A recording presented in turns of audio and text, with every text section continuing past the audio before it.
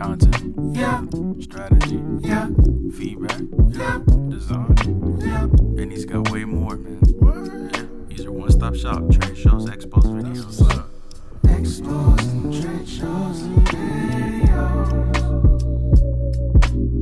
Exposing trade shows and videos. Welcome to Extreme Marketing Podcast. I'm Nolan Davis. This is episode 2, and I am live right now in my studio with Bill. Bill, what's going on, sir? Nolan, great to see you again. Nice to see you as well, man. Nice to see you as well. We had a great first show, just telling people the mindset of where we're coming from, what they can expect from our show, and some of those tidbits, and you're going to share some of those tidbits with us today. Glad to. I want to share this with the audience. I'm going to do a little bit of mime. I'm not a mime, but rather than trying to stage this, we're going to have you imagine it, okay? So I have an orange here, and it is a very big juice orange. It has seeds in it, and it's sitting here. I'm going to cut it in half, and I'm going to hold it up in front of you and say, why is a trade show like this orange? And the answer is this. I take one half. I have a clear glass. I squeeze it with my hand, pretty strong, and I get a nice gulp of juice. I take the other half and I zest all of the skin, all the rind. I make a little pile of orange rind shavings. And then I pick all the seeds out and I put those in a pile. Then I don't squeeze it with my hand. I get a juice citrus squeezer and I hold it over another glass and I squeeze the heck out of it till I've extracted all the possible juice that I could. Now I have gulps of juice, not just one. Then I take the remainder and I put it here, okay? I've got orange to zest my orange muffins. I've got seeds that if I live in a warm climate or if I have a greenhouse, I can grow orange trees. I have a wonderful glass of juice with far more juice from it, far more refreshing, far more nutrients than I'm going to get in my body. And furthermore, what's left goes in the compost to maybe grow my orange trees or to be put to use. Every bit of that half of the orange has been put to a positive usage. That's why it's like a trade show. So let's look at a trade show. If I go to a trade show and do a 20% effective job, I don't have a great staff. I didn't do a pre-show, at show, and post-show promotion. I didn't have a theme for my exhibit. I had some giveaways. I had something people could get involved in a little, so there was a little experiential marketing in there. I didn't have a great lead capture system, and it wasn't linked to the database back at the ranch. And I really can't figure out how these leads are going to translate into sales so I can do an ROI calculation. So I maybe batted 20% out of what I could have done potentially. If I do that, does the airline send me 80% refund on my airline ticket? Does my hotel do the same? Do all the Uber and cab drivers do it? Do all the restaurants do it? And especially, does the trade show, the space I rented for $4,000, $5,000, $6,000, $10,000, they gave me 80% back, right? Because I only squeezed that orange a little. No, I took all that money because orange costs the same whether I squeeze everything out of it or slightly some of it. That's why the analogy I find is so important. So that, to you folks, you can picture it in your mind. What we're doing is we're wasting our investment in that orange if we don't get all the value out of it. Right, and that's why it's so important to work with a professional that can lead you to the highest returns. Correct. To maximize that, to get the zest, the seeds, the juice, the compost, the flavor on your fingers, all of the stuff you're talking about. Absolutely. And that's what this show is about. And that's exactly what we give to people who contact us. So as we talk about this being the second show, we were going to talk about the 8 domains. So hit me with one of the domains and let's get started. I'm going to start you off with one more metaphor. The way I came up with the 8 domains is I had an old car way back in the day and when I had started in the exhibit business. And it was an 8-cylinder Ford 289 engine. For those of you that love old cars, this was an engine to die for. It's beautiful. But if you had a spark plug that was funky or a spark plug wire that was bad, and you only had 7 of those 8 cylinders, you'd get home, but the engine would run a little rough. It wouldn't purr. If you had 2, and depending on where they were, it could be more or less severe where they were in terms of in their place in the engine. Once you got 2, if you lived down here where we are, where it's flat, you probably get home. But if you lived on a hill, you'd probably get partway up the hill and the car's going to die and you're going to have to walk home. But if you had 3 cylinders gone, your car probably isn't even going to start and even idle. Right. Well, if you take these 8 domains of mine that we described in our first session, and you have several of them missing, what you're doing is the engine of your trade show marketing program is on life support. And the only way to know that is to have someone help you see what those 8 cylinders are, so you can make sure that they all have fuel, they all have air, they all have spark. I know we're going in the era of electric cars right now, so Right. but bear with me, okay? As you can tell, I know what an 8-cylinder car is. There aren't that many anymore. But back in the day, that 8. So anyway, we came up with 8. So here they are. And you can use any or all of these. For example, I went to a presentation in Montreal. Actually, I gave a presentation in Montreal. And there was a very seasoned trade show marketer in the audience. And I described my 8 domains. And after the presentation, she came to me and said, look, I'm doing 6 of those. Can you help me with the other 2? We're not doing a good job there. So the model is flexible. It's not like you got to get here and go from 1 to 8. No. What you do is you look at the whole model and you analyze. We help you analyze. How are you doing in each of these 8 areas? So here they are. The first is understanding the marketing that you need to have to be able to go to a show. As we talked in the first session, you need to know the demographics and the psychographics of your audience, what the show's bringing in terms of audience, what sort of numbers they're bringing, etc. Is there going to be good media coverage there? What kind of lead capture systems are they offering? What are the costs? All that analysis from a marketing standpoint. Once you've done your due diligence there, now it's time to do your planning phase. So phase 2, it's time for you to put together a preliminary budget. It's time for you to decide on what kind of presence you want to have on that show based on the costs that you did your assessment on, et cetera. So within that planning phase, there's, a lot of these elements that are not pure market driven, but really the plan for the show. So they involve the marketing information you found already, Right. but it's now narrowed down to the show, not your market in general, but the show. So the show and planning for that. The third area. Well, hold on. Before we keep going, how do you know which show to go to, right? Because we have to take travel into account. We have to take, the demographics that's going to be at the show, because you can have 2 builder shows and it could be a different audience even for builders, right?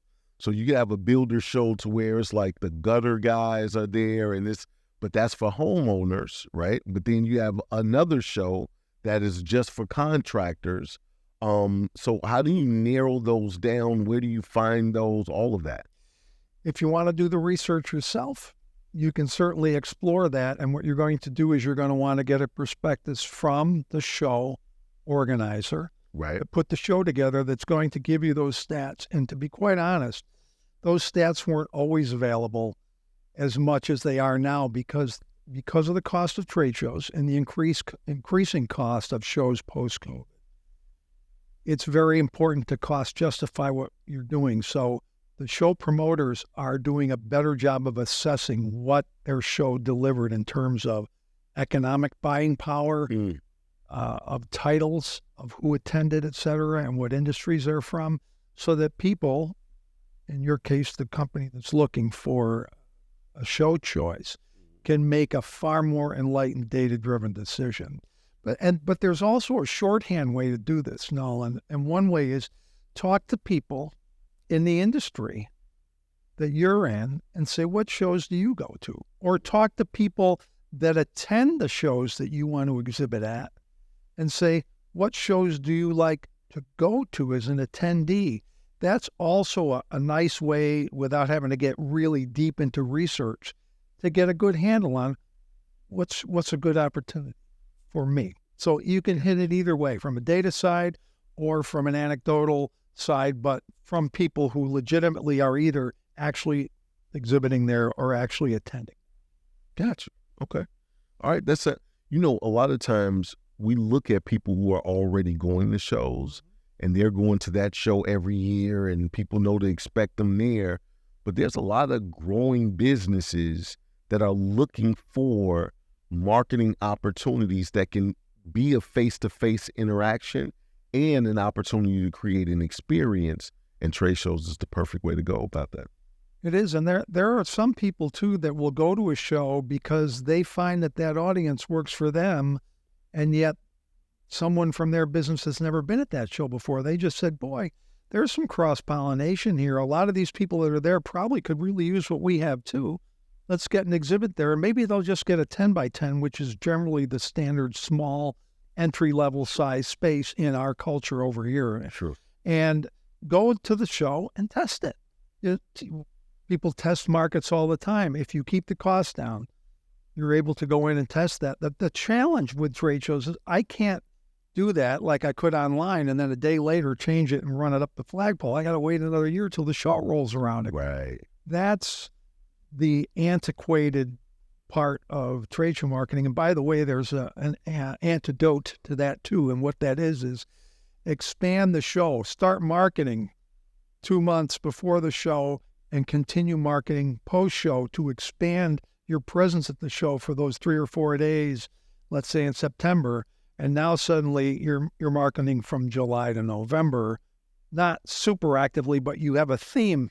As if you have a theme and you have involvement and immersion, you can build something. Often people will create an app and they'll let the app help people enter into a contest or into an activity that seeds the knowledge of the show. And then after the show's over, the app continues to provide value, information, and maybe prizes or whatever, so that the show now, instead of the show, we can't make the show, okay, it's annual, let's make it semi-annual. No, what we're going to do is we're going to make the show information come to us across a much wider bandwidth than those 3 days that it's actually live. Right. So shows are, maturing and they're morphing to reflect, the nature of the world we live in right now. Okay. So I'm going to roll right through those last few. We got through the marketing, understanding the market, and then planning for show or shows. The next is coming up with a pre, at, and post-show promotional plan, which I just referred to in that example. And creating that, or having an agency or someone like myself create that for you, is a great way to do that. Then designing the exhibit. So by this time, through those 3 areas, you know what you pretty much want to do and where you want to do it, what show you're going to, what the demographics are, who you're going to have to appeal to. Now it's time to design your exhibit. The 5th domain is staffing, choosing, training, and practicing with the people that are going to represent your brand. Whole body communication live during that show. And think about it. If you have all your cylinders firing, got great planning and you've got great marketing understanding, you've got great pre-at and post-show promotion, you've got a fantastic design, you're going to go to the show and whatever, but your staff is poor. You're going to squeeze that orange a little. There'll be no seeds, there'll be no zest. So every one of these is important. And I think arguably staff performance is one of the greatest of the 8 domains in terms of you doing a knockout job or a complete disaster. So I have to put a little more on that. And when we talk about that specific domain in a future session, I'll get into that in a little more detail with a couple of examples. Number 6 is executing the show. All the logistics of getting you and your people and your exhibit to the show, set up, down, and back home. The 7th is capture. What sort of data am I capturing at the show? How am I capturing it? Are my people trained to use it properly? and where is it going to? And the final is assessment. We've captured this data. How do we determine how we did? How do we track our return on investment and return on objective and return on experience? So it's not just ROI anymore. ROI is a calculation of we invested $10,000, we got over a year sales cycle, we got $60,000, we had a 6-to-1 ROI ratio. Depending on your industry, that may be good, it may not be. You may be looking for a 10-to-1 or whatever, a 7-to-1. That's very specific to whatever the company's financials and margins are. But as you can see, if I take one of those pieces out and I go, no, I don't want to do that. You're taking the orange and you're throwing part of it in the garbage. And you paid for that. Right. You paid a lot for that. I was going to say you paid a penny price, a pretty price for the orange. And you've paid the most attractive price for that orange. Absolutely. But on the flip side, if you go there and you approach your preparation for your show with this kind of a system, these 8 domains, the odds of you not getting the value out of that show are slim to none. Right. What it takes is time and preparation, but it doesn't always have to take a lot more money to sometimes get a 2 or 3 time return than what you would have gotten if you didn't. I've heard examples of people getting, 3, 4, 500, 600% better, and maybe they spent an extra 5% than they would have spent, but they addressed all 8 of those areas. Right. That's why we want to bring this to you. And I, again, very much appreciate how you have wanted to structure this, to give this information to your audience. Absolutely. Absolutely. And to grow an audience that's serious about marketing on every aspect, right? And I really don't want the experiences that could be had and the face-to-face to get lost into all the digital marketing. So we do talk about digital marketing. And then we have a great business coach, shout out to Doug Winnie, you're about to see him in a little bit, that gives us the secret threading to sew it all together, right? And so as we talk about the digital, the video, because videos are really big at trade shows. I remember when I first started with my video production company, it was 1 or 2 people had screens like 15 years ago. Okay. Right? And so then they started popping up a little bit more. Now everybody has a screen because now I can show you what we're doing underwater through 3D animation. I can show you what our facilities look like, even though I'm just giving you a snapshot right here in our 20 by 20 booth or whatever it is.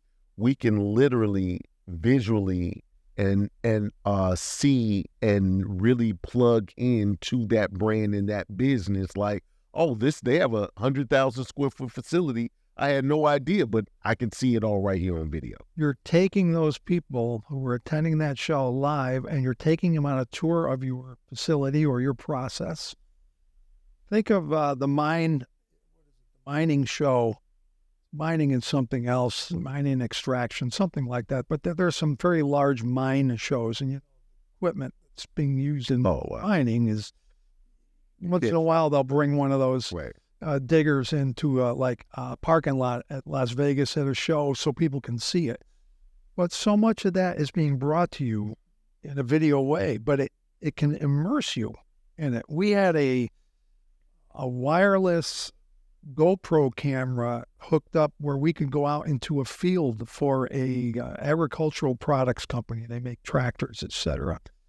And they had a grape harvester. The grape machine harvester has wheels that straddle the grapevine. And there are these silicon belts. They look like big fingers and then there are these metal bars that just keep gently tapping. And what they do is they tap the grapes and the grapes fall down into this big belt of these silicone buckets. And then the buckets go up with these loose grapes and they drop them in hoppers and the hoppers put them in trucks. And we were able to go under right near where these silicone pieces that were buckets suddenly split and went up to these 2 hoppers and get right there and show the audience how the machine worked Right. without having a machine at the show. Well, bringing a machine at the show is great. And if you have a farm show where it's outdoors and they ship things, you don't have to worry about freight. I got to get it to a dock and lift it up and move it inside a building. No, you have a farmer nearby and they drive it there and they have a demo. Right. But for interior use at a trade show, you could actually bring that live experience of that. And the beauty of the GoPro was it was dark under there, but the light auto-corrected. So as soon as you went in the shadow, it brightened and you could see all the detail going on. And because it was just a GoPro, I could hold it right under a tire if I wanted to show them the Oh, pattern. absolutely. But we could bring that to you. So again, at a trade show nowadays, with the technologies that support Exactly. the brand presentation, the sky's pretty much the limit. And that's another reason why all this planning is well spent, because audiences are going to respond far better to your brand. And think of it this way, too. Trade shows are comparative. Trade shows are wonderful because you've got a concentrated audience of people. That's why companies love trade shows. If I had to go see 300 companies that would normally visit me a show and go out and have my salespeople visit them at their places, I mean, talk about expensive. It'd be so prohibitive. Oh, wow. Absolutely. And so that's the beauty of a show. But I don't want to call it horror, but the challenge of a show when you're an exhibitor is all of your friendly or unfriendly competitors are also at the show dressed to the nines. It's like you want to go to the prom and every other guy wants to ask that same girl out that you want to ask out, or vice versa, whatever. And it's comparative. I can go see your company and I can immediately walk down the aisle and suddenly I'm at your competitor. Well, you don't want to go there half-baked. So, and yet people do. You can walk a show and we see often too many people are treating trade shows like, well, we kind of got to do it. We got to go to the show to raise the flag. Don't ever go to the show to raise a flag. You can raise flags in a lot of different ways without spending that much money. But when you go to a trade show, follow these 8 domains and do it so that your competitors don't want anybody to walk into your booth after they've seen them, because they're going to be shamed, because you are doing everything as optimally as you can. And your 8-cylinder trade show is running peak efficiency over the finish line. Boom. So anything you want to say before you go, Bill? No, I just, again, really enjoy breaking this down, Nolan. Hey, we have episode after episode that we're going to be doing that. I love the fact that you're so dedicated to what we're doing that you flew in from Connecticut so we can make this happen. I appreciate you, man. Had nothing to do with the weather. Hey, And not at all. No, seriously. Great to see you. man, thank you. So, hey, we're going to be coming back with Charles Lewis and myself, and we're going to be talking about video marketing and SEO with the SEO rapper. You're watching Extreme Marketing Podcast, and we'll be right back after this. Exposing trade shows and videos. Hey guys, Nolan Davis here, Extreme Marketing Podcast, and this is the final segment. Like always, I'm here with the one, the only Doug Whitney. Doug, how are you, sir? I'm fantastic, Nolan. How you doing today? I'm doing well, man. I'm doing well. So you know what? Last week was great. Just really putting everything in perspective from a mathematical standpoint, right? Saying that marketing is math. But this week you got something a little different for us. What you got? Well, I want to make sure everybody understands marketing does work. And so there's nothing magic about it. Like I said last time, it's about math. But today I want to talk about 5 marketing strategies that work. Okay. All right. So we can literally walk away with these 5 strategies, implement them in our companies, our businesses that we own, and see some type of increase or gauge and measure the process of it, or what are we looking at? Absolutely. So something I'm going to say, I hope every single time, if I don't, remind me. Okay. And that is, knowledge is valuable when you act on it. If you watch this and you listen and you don't do anything, it's just new knowledge. Really, it's really about making sure you act on it. So these 5 strategies, if you act on, will generate more leads. And more leads should generate more revenue, which should generate more profit. And that's the ultimate goal. All right. So what's number 1, man? Number one, a lot of people do, they don't do it very well, and that's networking. And so you network a lot. I used to network a lot. Now I have a team that does networking, so I'm really working hard to teach them networking. Right. So networking is you go to a networking group, and a big one around the globe is called BNI, Business Networking International. I highly recommend them. They're really good, very well structured, but people go and they socialize, and they don't do the work.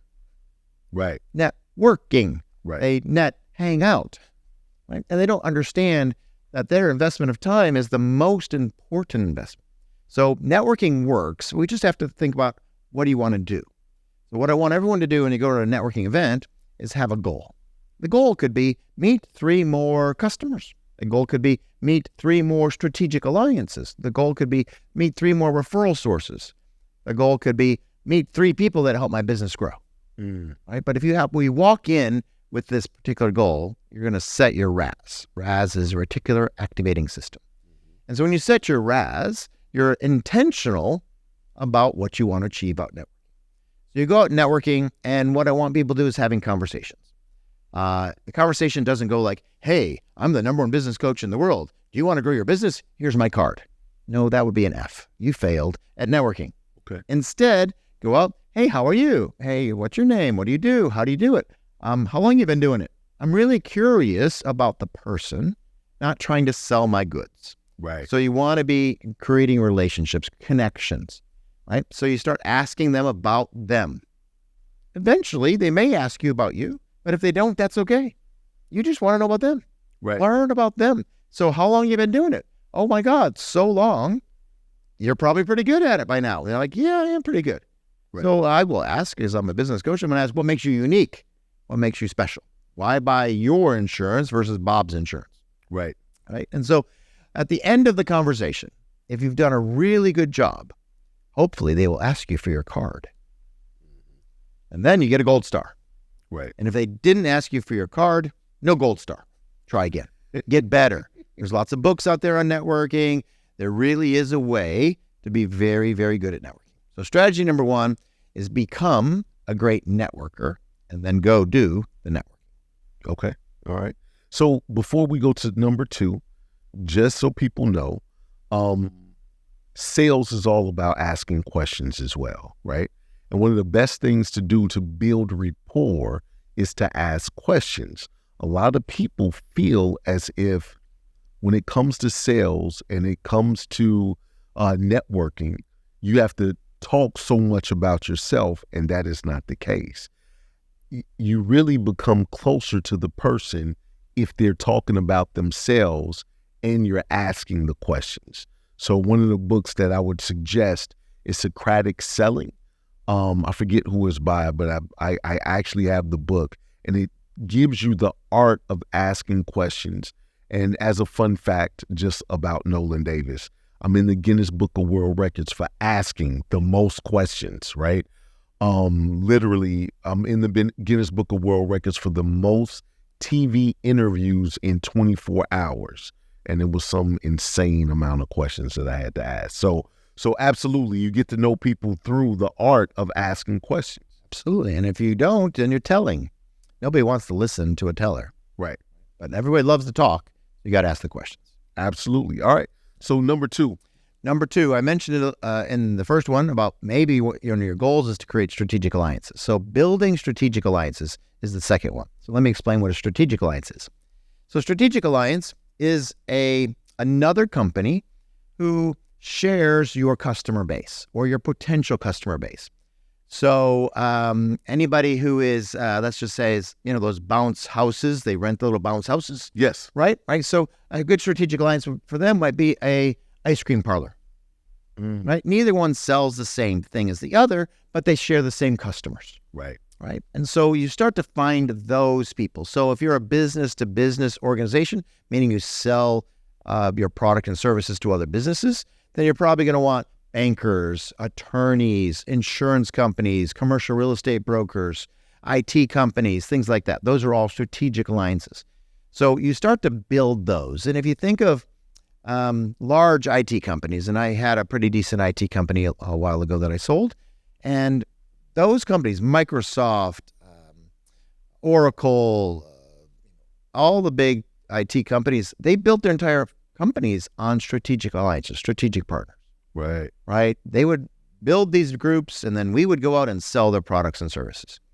And so it's the same thing. Start to find strategic alliances that maybe are about the same size as yourself, maybe a little bigger. It's okay if they're a little smaller, but have the idea that, hey, I would love to decrease my cost to acquire a customer by getting strategic alliances built. And so you might even get to the point that you share a booth at a trade show, share the stage with some people, maybe even create events where you're putting together a bunch of presenters on stage and doing lunch and learns. But these are all with strategic alliances. So strategic alliances is number 2. It takes time. You have to have patience and you have to have commitment. It does take a lot of time. I remember learning this strategy maybe in my 3rd year in this business. And by the 9th year, I decided to kick it off. Okay. Because I'm not the most patient person. And so I wanted instant leads. And so my instant leads came from usually getting them from networking, which could be really fast connections. Strategic alliances take some time. So can decrease your cost to acquire a client literally to 0. I got to be honest with you, Doug. 1 and 2 sounds like us. I met you through networking, right? And you and I, we've done some events together. Like Yeah. you were at my Guinness World Record event as well. So, I mean, you're just really telling our story. So I'm curious to see what number 3 is all All right. Okay. Number 3. Number 3 is pretty obvious, but not people are doing it. And that's search engine optimization. So, and you can do it yourself. It's going to take a long time. You're not very good at it. Hire other companies, and really let them figure out what's the right things, because this is a sad truth. People search for you. They don't find you. Right. You can't do business with them. Right. They're not going to buy from you. They didn't find you. Right. They searched, found somebody else. They searched, they don't find VidZinc. You can't get the business. Right? So search engine optimization, do it yourself, hire professionals. It has to get done. Otherwise, the website really is not going to be a lead generation mechanism. Right. It's going to turn out to be just a sales tool. And that's okay. But understand it could become your best billboard 24/7, 365 if people can find you. So number 3, search engine optimization. You know what? And starting off, if you have very limited funds, starting on a shoestring type of situation, your sales, your website being a sales tool is okay. But as you grow, you definitely want to get it search engine optimized. Yeah, absolutely. And that's why I kind of started with number 1 being networking, no real large dollars out. Right. Strategic alliances, no real large dollars out. Starting into search engine optimization, yeah, you're going to have to make some investments. We don't like to say the word spend because spending means we're not tracking it. So we really do want to track. So you track search engine optimization, Right. which is why we talked about marketing is math. Got to know those 5-pack. Okay. Number 4. Number 4, this is where it starts to get expensive, but if it has a huge ROI, it's perfectly fine. Pay-per-click advertising. Okay. Right? And so, again, the search, people search, they don't find you. Sorry, you're not going to get the business, not going to get the customer. Now, you search, but you show up in the top, which is an advertisement. And Google and Yahoo and Bing and all these other search engines make their money by that. So if you think about how to buy the lead, you could pay pay-per-click advertising, do it yourself, hire a professional, much better to hire a professional, and have a budget. And again, if by chance you can calculate the cost to acquire the lead and the cost to acquire a customer, and it's less than your investment in the lead, you paid for it and the profit is less than you paid for, are you happy? Absolutely. You paid $50 to get a $500 customer. Right. You should do a lot of that. As Right? much as you can. As much as you can. Right. Really, you should get to the point that your business is got an operational problem, not a marketing problem. Right. Because out here where there is a plethora of business, it's just about getting the leads, getting the customers, right? And really thinking harder and harder about that because marketing is math, and all you got to do is do the math. If your cost to acquire the lead is paid for in that first time that the customer buys from you, we're really, really happy. Okay. All right. And so now we're on number 5 right now, correct? Yes, we are on number 5. All right. And so the final, marketing strategy that works. Marketing strategy, the 5 marketing strategies that work.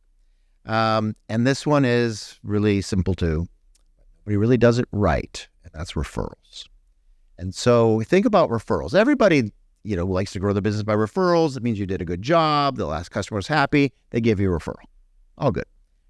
Now, what about a referral system? Right? And so rather than just waiting for the referrals to happen, let's be intentional about referrals. So, for example, I have referral cards, right? So let's see, I actually usually carry them around. And so this is a card I would give out to people, and it says, this particular session is sponsored by Vids Inc. Okay. Right? It's a $995 ticket. And so being intentional about referrals means I can close the loop. It's a closed loop referral system. So somebody comes to me with this little coupon, they save $995, but it says compliments of Nolan Davis. Right. Now I can thank Nolan for the referral, maybe even give commissions depending on how that might work. And next thing you know, it's a closed loop referral system. And so that's the number 5 one, is not just be accidental with referrals. Instead, let's be intentional with referrals and create a closed loop referral system. Oh, wow. That was absolutely a lot at once, right? So, but you're looking at 5 really is like the pillars of marketing, right? You get your face out there, right? You create the strategic alliances. You have the online for 3 and 4, which is search engine optimization or pay-per-click, and then the referrals. So literally, those are like everything else stems off of that, right? So maybe social media is in there somewhere, but not necessarily SEO, but it's still digital marketing. It's still online marketing. So you've covered the face-to-face. You've covered what in my world is testimonials, right? So testimonials improve your conversion rate by 38%. So that means that the amount of leads that you have right now, putting a testimonial on your website, or you're sending somebody a testimonial, just a video of, hey, here's what I've done, improves your conversion rate. So many times we're always trying to get more leads, but what if you just improved your conversion rate by one video? And I like to frame it up with the mindset of, I'm Nolan Davis, and I've been loving Nolan Davis my whole life, right? So if I say something nice about Nolan Davis, you would expect it. But if Doug says something nice about Nolan Davis, right? And what we do here at Vids Inc., it holds a lot more weight to where now we're looking for those 5. How many stars does Nolan Davis have, right? 3.5 stars? That sounds pretty bad. 5 stars, now we're ready to rock and roll. So Doug, anything you want to say before we go, sir? Just remember, knowledge becomes valuable when you act on it. Everything we're giving you, absolutely for free.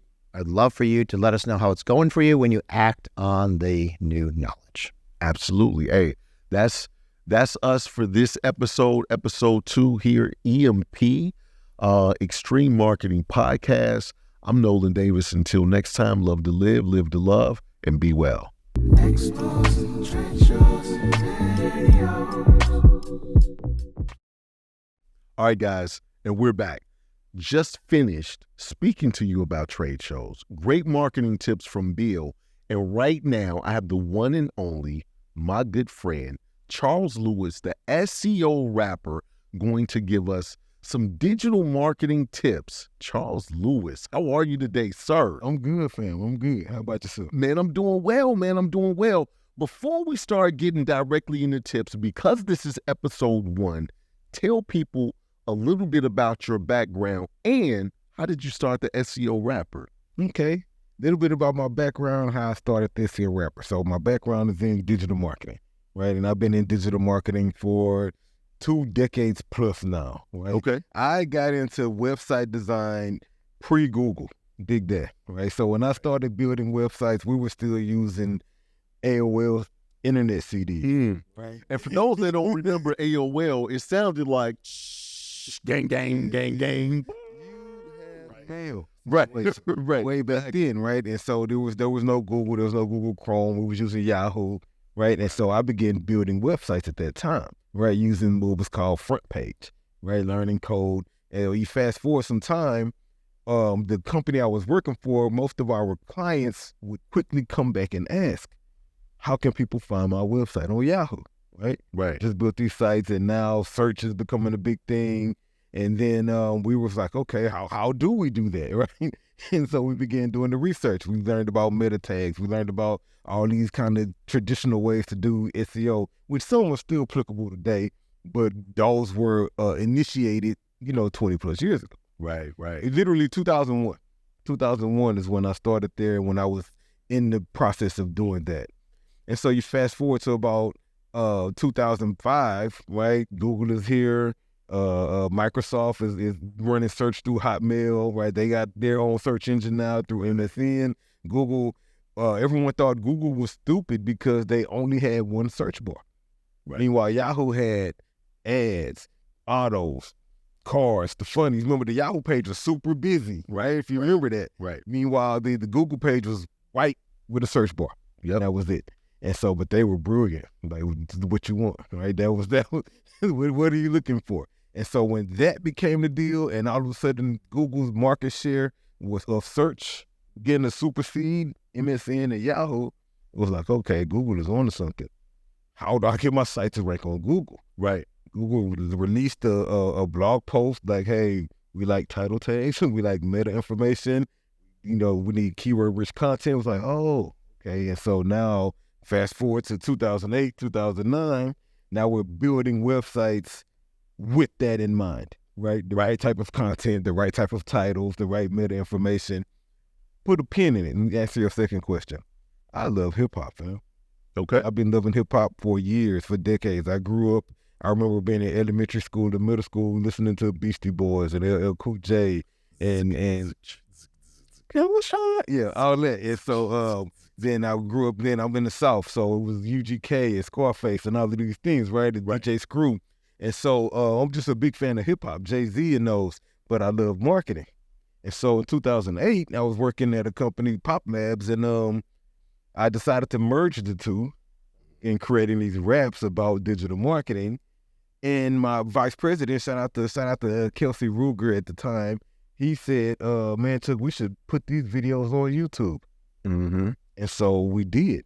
First one was called Link Building 101, and it was just about 16 bars about how to build links to a website, right? Mm-hmm. And that was my first experience at going viral before viral was even a thing, right? Like YouTube hasn't even been purchased by Google yet. YouTube was still its own individual company at the time, right? And we uploaded the video. I had the channel, and it went up to like 10,000 views in like 30 days. Right. Blew me away. I was like, okay, that's kind of dope. And so then we kept working, right? Right. 2009 came, I did another one. And the name, we got invited to SES, shout out to SES Research. That's not SES Research, SES Marketing Conference. Search Engine Strategies. It's in New York. And so we were blessed to go down there. They debuted the Design Coding song by SEO Rapper, like live on a Jumbotron in the middle of Manhattan, right? And so, and then I did the song again at the conference. Right. And so then we got back to the hotel room, uploaded it right to YouTube. By the time we got back to Houston, it was at 50,000 views. Wow. We went to 50,000 views over the weekend, right? Right. Matter of fact, we put a pause in the YouTube. Y'all ain't even have monetization active at this time. It wasn't even a thing, you know what I'm saying? And so...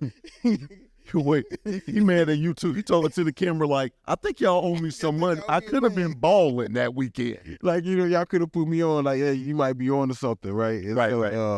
And so, but now we fast forward to here, right? I've worked at 3 different marketing agencies, some of the biggest ones in Houston, just really managing digital marketing efforts for small business, size businesses, everything from restaurants to HVAC guys, service providers like landscapers and roofers, or even white collar work like accountants and doctors. And so I've learned the digital marketing strategies necessary for all this type of businesses. Right. Right. Just due to working in agencies for 20 years, right? Right. And so I'll give a quick shout out to Marion Marketing. Shout out to EWR Digital, eWeb Results. Shout out to Pop Labs, right? I've gained a bunch of experience with these agencies, just doing SEO, doing email marketing, doing social media marketing, setting up CRMs, mastering SEO, like getting real fluent in WordPress, Google Ads certified. Like I've been knee deep, waist deep in digital marketing for decades. All digital marketing. So we're in a situation to where you started off by the infancy stages of websites, web development, and digital marketing of being found online, right? And so many times people are just jumping on and they're trying to learn. You've seen the evolution and have learned every step of the evolution. So I just want people to realize right now, when I tell you we got Extreme Marketing Podcast, some of the best people that's ever done it, from Bill to Doug to Charles, everybody's rocking with an extensive background, right? And so any questions or anything that you guys want to ask, feel free to go to our website, to come to the comments wherever you see us, and we'd be happy to literally give you a professional answer with probably a couple of different ways to do it, right?